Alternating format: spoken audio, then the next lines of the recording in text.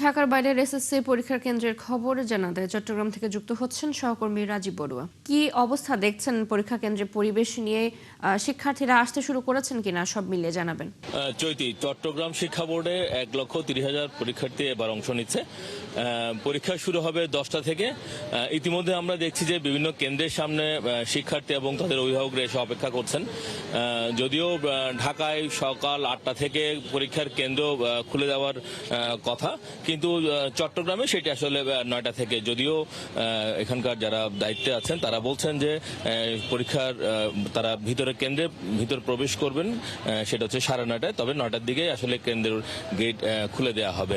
এবং এখানে শিক্ষার্থীরা চলে এসছেন 8টা থেকে। আমরা দেখছি যে অভিভাবকরা এসে উপস্থিত এবং তারা বলছেন যে যেহেতু প্রথম পরীক্ষা, ফলে রাস্তায় যেন যানজটের কারণে দেরি হয়ে না যায়, সেই জন্য তারা একটু আগে ভাগে চলে এসছেন। আপনি জানেন যে এবছর যারা এসএসসি পরীক্ষা দিচ্ছে তারা কিন্তু পিএসসি বা জেএসসির মতো কোনো ধরনের পাবলিক পরীক্ষায় অংশ নেয়নি, ফলে এইটাই হচ্ছে তাদের প্রথম পাবলিক পরীক্ষা। তো ফলে অভিভাবকরা একটু ভাবছেন যে প্রথমবারের মতো তার সন্তানরা এরকম একটি পাবলিক পরীক্ষায় অংশ নিচ্ছে।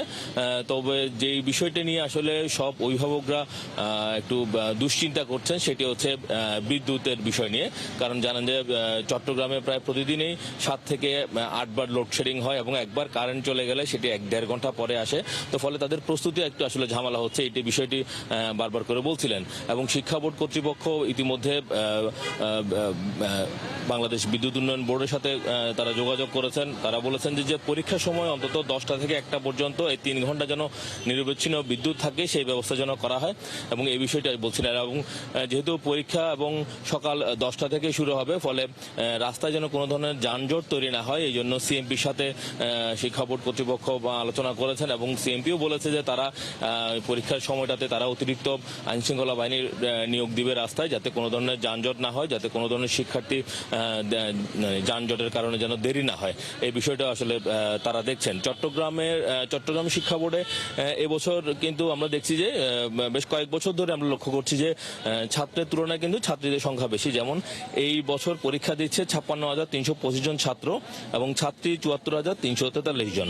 এবং এখানে মোট কেন্দ্র রয়েছে 218টি এবং শিক্ষা প্রতিষ্ঠান রয়েছে 1218টি শিক্ষা প্রতিষ্ঠান অংশ নিচ্ছে। এবং চট্টগ্রাম শিক্ষা বোর্ডের অধীনে চট্টগ্রাম জেলা ছাড়াও কক্সবাজার, রাঙ্গামাটি, খাগড়াছড়ি ও বান্দরবন, এই 4টি জেলাও কিন্তু আসলে যুক্ত আছে। ফলে সব মিলিয়ে এখানকার যে শিক্ষা পরীক্ষা নেওয়ার জন্য যে বিষয়টি, এই জন্য শিক্ষা বোর্ড কর্তৃপক্ষ বলছে যে তারা সম্পূর্ণ ধরনের প্রস্তুত এবং পরীক্ষা যাতে সুষ্ঠুভাবে নির্বিঘ্নে হয় সেজন্য তারা 76টি ভিজিলেন্স টিম তারা রেডি করেছেন এবং যেগুলো বিভিন্ন কেন্দ্রে যাবেন। এবং জেলা প্রশাসক ইতিমধ্যে বলেছেন যে তিনি নগরীর 4 থেকে 5টি স্কুলে তিনি পরিদর্শন করবেন।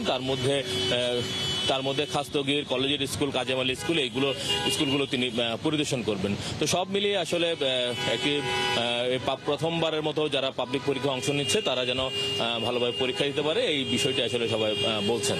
তাদের জন্য শুভকামনা রইল। রাজীব, ধন্যবাদ আপনাকে।